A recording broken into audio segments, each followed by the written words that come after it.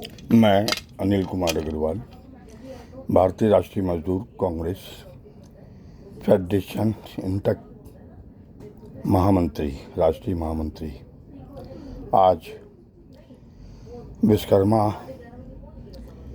जयंती के अवसर पे सभी श्रमिक भाइयों को हार्दिक बधाई एवं शुभकामनाएं ज्ञापित करता हूं। आज का दिन हमारे सभी कल कारखानों में काम करने वाले मजदूर भाइयों का त्यौहार स्वरूप दिन मनाया जाता है। ये पौराणिक बात है कि हम विश्वकर्मा जी को संसार के निर्माता के रूप में देखते हैं और उन्होंने ही इस संसार का निर्माण किया है। उसी प्रकार कल कारखानों में काम करने वाला मजदूर कारखानों का और जितना भी उद्योग जगत में काम हो रहा है वो उसका निर्माता है।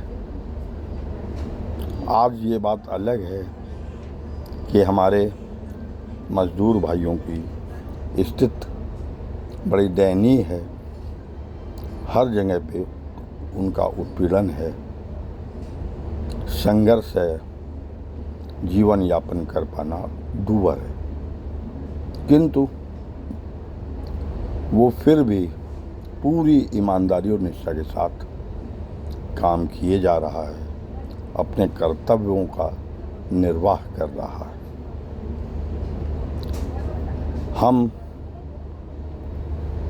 मजदूर भाइयों की कठिनाइयों को दूर करने का भरसक प्रयास करते हैं।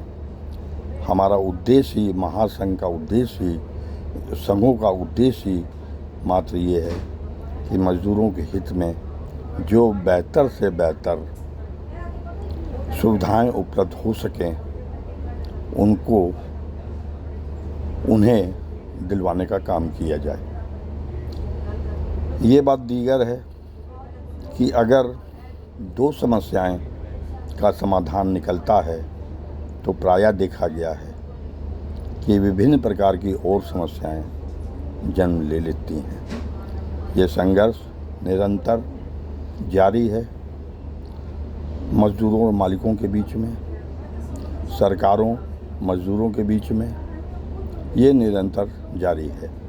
अभी मेरे संज्ञान में आया कि महाराष्ट्र सरकार ने एक ऑर्डिनेंस जारी करने का काम किया है और कर रहे हैं कि मजदूरों को 12 घंटा प्रतिदिन काम करने का प्रतिबंधित किया जाए और इसके लिए वो बाकायदा सरकारी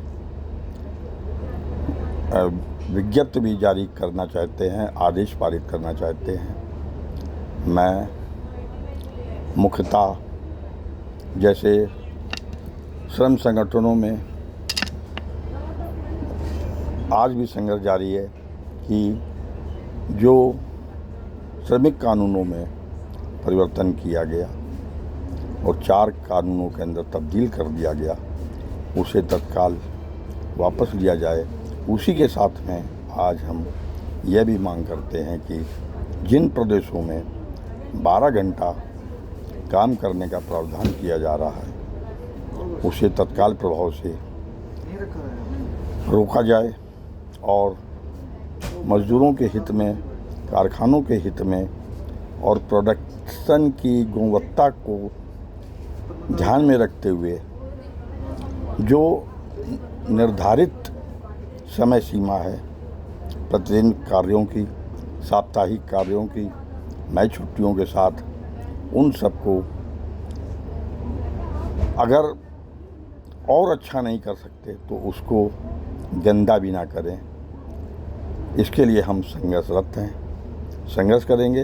अगर ये आदेश पारित होगा तो हम इसका खुलकर विरोध करेंगे और जो ये लॉलीपॉप टाइप का मजदूरों को दिखाया जा रहा है कि 12 घंटे काम करने से उनके वेतन में वृद्धि होगी।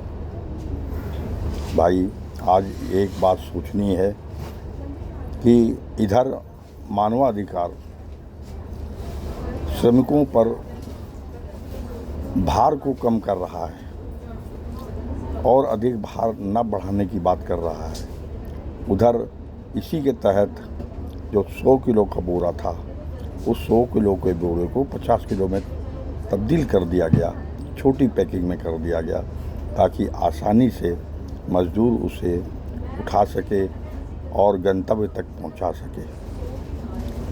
लेकिन इधर देखा जा रहा है कि सरकारें केवल सरमाएदारों को फ़ायदा पहुंचाने के दृष्टि से मज़दूरों का उत्पीड़न करने से बाज नहीं आ रही हैं। निरंतर उनका प्रयास यही है कि किसी भी प्रकार मिल मालिकों को, कारखाना मालिकों को अधिक से अधिक फ़ायदा पहुँचे और श्रमिक को चाहे इसके लिए अतिरिक्त श्रम क्यों ना करना पड़े, चाहे वो शारीरिक रूप से दुर्बल और भी हो जाए, इससे कोई भी लेना देना उनका नहीं है।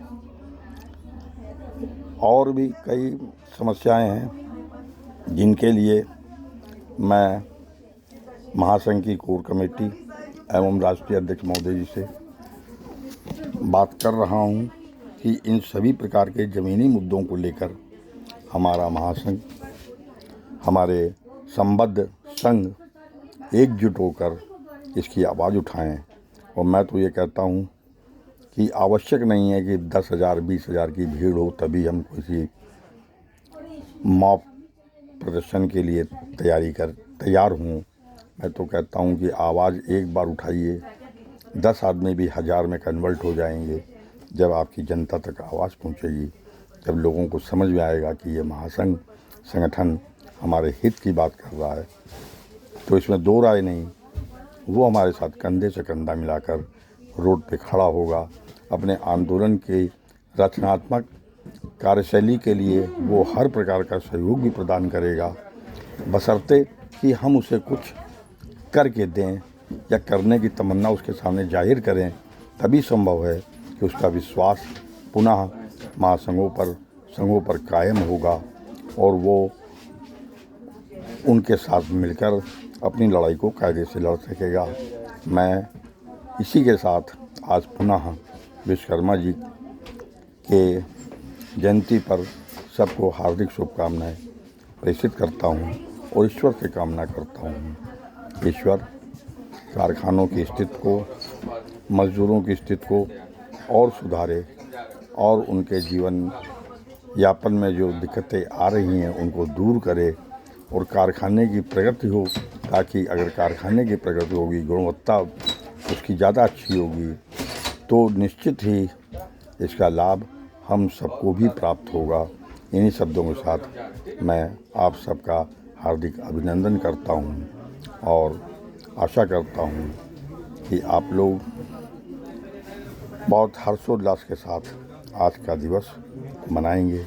धन्यवाद सभी प्रदेशवासियों को, धन्यवाद, अभिनंदन सभी राष्ट्र के प्रांतों के श्रमिकों को धन्यवाद, अभिनंदन ज्ञापित करता हूँ। धन्यवाद। अनिल अग्रवाल की तरफ से आप सबको हार्दिक शुभकामनाएं। जय हिंद, जय भारत, जय मजदूर एकता, जिंदाबाद।